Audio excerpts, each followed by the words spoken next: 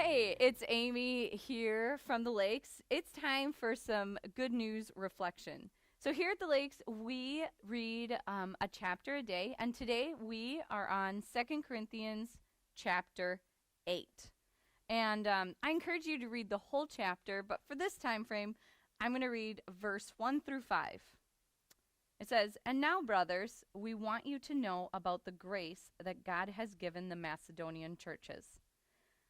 Out of the most severe trial, their overflowing joy and their extreme poverty welled up in rich generosity.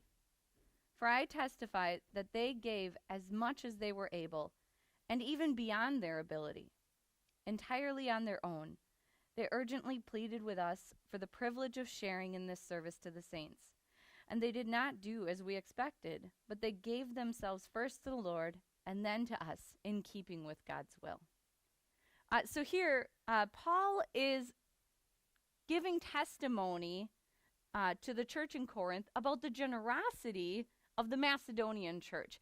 And he just says, man, they had extreme trials, severe trials, and extreme poverty, but they welled up in rich generosity. And then he's using that example to encourage the Corinthian church to be extremely generous as well.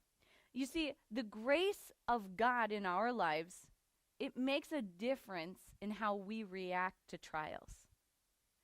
Are we going to be protecting and hoarding our possessions and our assets during trials?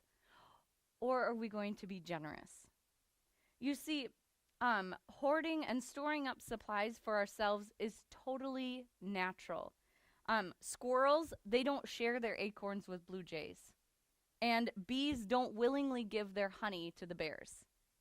It's natural to want to hold on to and store up our possessions and our material goods. But God hasn't called us to be natural. God has called us to be supernatural. You know, it's by His grace that we can be extremely generous in times of severe trial. So right now we're experiencing a time of great trial. So let's be different than the world. Let's not act naturally. Let's act supernaturally.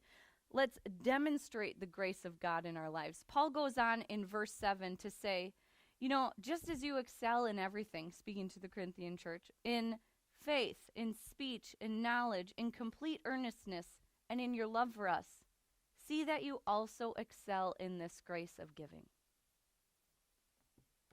In this time of trial, let's excel in generosity. Until next time, signing off from the Lakes.